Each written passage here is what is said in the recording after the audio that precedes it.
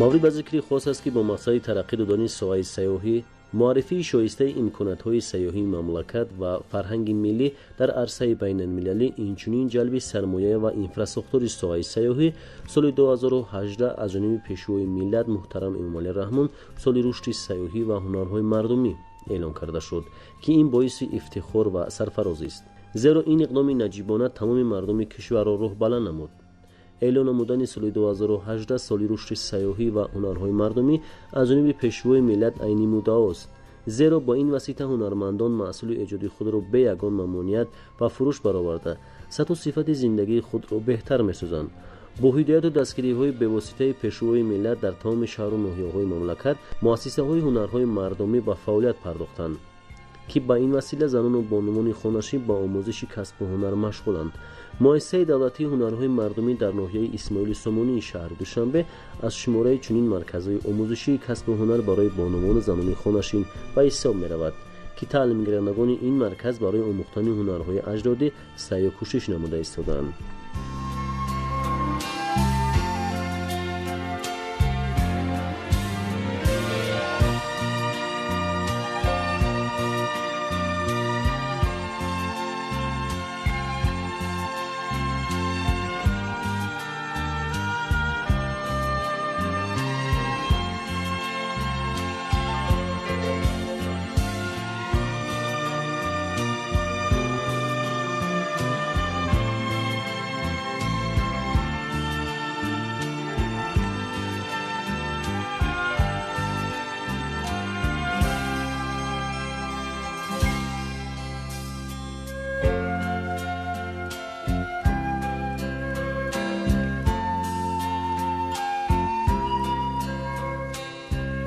боиси зикри хос аст ки ҳанӯз чанд сол қабл сарвари давлат бо рисолати дурандешонаи азалии худ барои ривоҷу ҳунарҳои мардумӣ дар ҳама минтақаҳо ба масъулин дастуру супоришҳо дода буданд.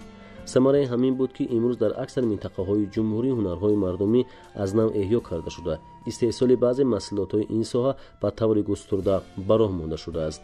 барои амалӣ шудани ин иқдомҳои наҷибона ҳар шаҳрванди Тоҷикистонро зарур аст ки пеш аз ҳама ин сарзаминро чун модар дӯст дорад ва барои ободӣ ва ҳифзи нигоҳдории неъматҳои бебаҳои он саҳмгузор бошад.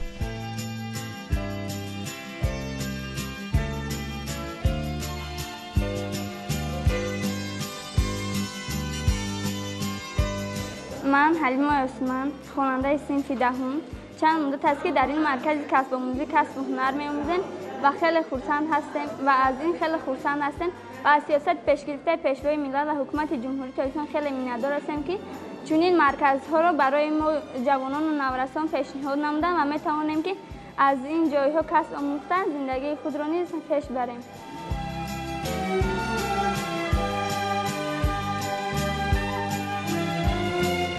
бояд гуфт ки аз давраи қадим шаҳру деҳоти тоҷикистон бо ҳунарҳои миллӣ ва ҳунармандонаш шӯҳрат дошт.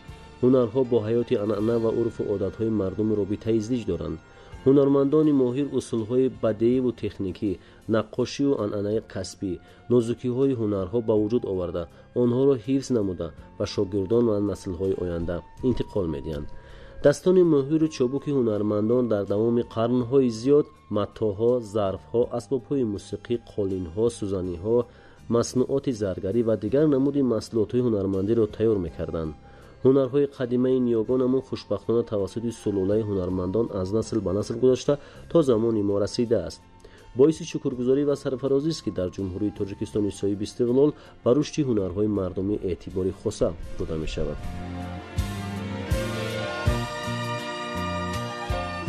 گلدوزی یکی از هنرهای قدیمترین مردم تاجیکان به شمار می رود و من امروز نازکی‌های این هنر را افزود کرده ایستادم و با واسطه این هنر می خواهم روزگار خود را پیش ببرم و به دیگر دختران نیز توصیه می دهم که وقتی خودشان را بیهوده صرف نکرده به این هنرآموزی مشغول شوند.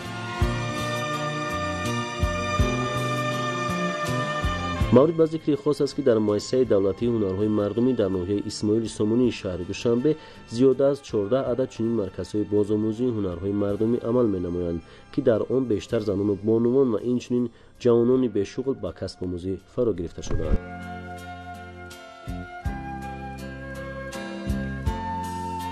حمیده دولتزاده رئیس مؤسسه دولتی هنرهای مردمی ناحیه اسماعیلی سامانی. باعث افتخار است که با دستگیری همکاری به واسطه پیشوای ملت سال 2018 اعلام شدن رشد سیاحی و هنرهای مردمی میسر گردید که یک چند کارخانه‌های کسب آموزی، هنرآموزی برای جوانان و نورسان تشکیل نماییم که مقصد از تشکیل نمودن این کارخانه برای ماندن کسب و هنرهای قدیمه و به جوانان آموختن هنرهای گذشتگان خود می باشد، زیرا کسب و هنر یگانه معرفی کننده خلق تمام دنیا می باشد. ملت تاجیک از بس که قدیم ترین ملت است، ما هنرها و کسب‌های خیلی زیاد داریم، از جمله زردوزی و کلالگری و ریسندگی. مقصد از تشکیل نمودن این کارخانه که الان ما در آن قرار داریم آموختن جوان دختران به دوزندگی، پاپوردوزی، زردوزی است. نقشه داریم که در آینده برای جوانان هم ریسندگی، نقاشی، کندکاری برای مانیم. هنر انسان و بزرگی و شهامت بخشیده او را بالیده روح می‌گرداند. هنر زندگی را زیبایی می‌بخشد. شخصی هنرمند از دانه خرمن می‌سازد و عظمت‌های جامعه می‌دوزد. با دستان هنرمند و بزرگ و مهنت آفرینش عقل بیننده را اسیر می‌سازد. همه هنرها هنگام آموزش دشواری دارند، رنج دارند که کسی را دلگیر می‌سازد، ولی کم آدمان یافت می‌شوند که این دشواری‌ها را پس سر نمایند و هنر آموزند. به خبر از آن که آموختن هر یک هنری والا انسان را در زندگی والا مقام و صاحب تجربه و بزرگدل و آبرومند می‌گرداند. طور بزرگان میگویند هنر دولت پاینده و چشمه زاینده است.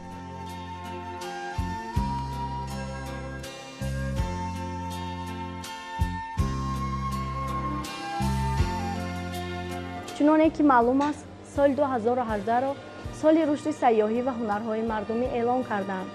هر یک ملت را از روی هنر و هنرمندیش میشناسند. من نیز میخواهم هنر و مهارت خود را صیقل داده به وطن خود صادقانه خدمت نمایم. با اساسگزار صلح و وحدت، پیشوای ملت، پرزیدنت جمهوری تاجیکستان محترم امام علی رحمان سپاسگزار هستیم که با ما شخصان امکانیتشان محدود اینقدر شرایطها را فراهم آوردند.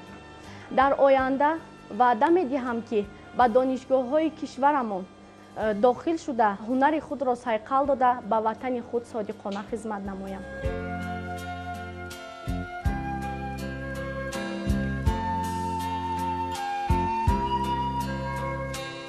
هنرمند اصیل با هنر والای خود در یگان دور و زمان به کسی یا چیزی احتیاج پیدا نمی‌کند. شخصی که استواری پای دیوار حیات خیش را می‌اندیشد همیشه پای آموزش است. می‌کوشد چیزی را آموزد که باعث والا هنری است گردد. در نتیجه مهنتی گران با کسی عملی را انجام دهد که هم باعث شاد گرداندن او و هم برای خودش منبع آموزش باشد. هنر گنجینه پرارزش و هنرمند زرگری بزرگ است که با آفریده‌های جالبش مفتونگر دل‌های انسانی است.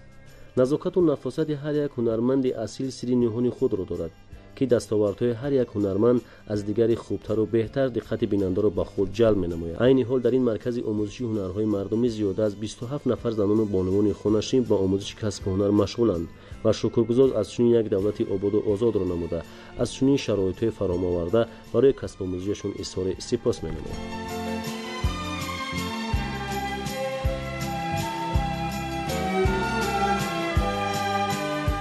من میرزا و مدینه مدت 10 هفته است که در چنین مرکزها کسب آموخته ایستاده‌ام.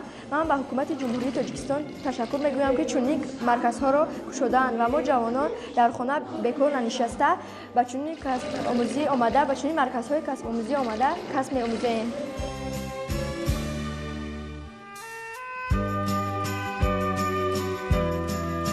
باعث قید است که امروزها ضرورت تأسیس مغازه‌ها و رسته‌های دکان‌های فروش محصولات هنرهای خلقی به میان آمده است. هنرمندان خلقی را ضرور است که محصولات تیار نموده‌شان را به طلبات زمان معاصر مطابق نمایند، اسرار ایجاد نمایند که در حقیقت ارزش بلند استتیکی داشته باشد. پیش از همه به صفت محصولات و آرایش آن توجه ظاهر نمایند و در این صورت می‌توان بر رشد هنرهای ملی نقش خاصی گذاشت.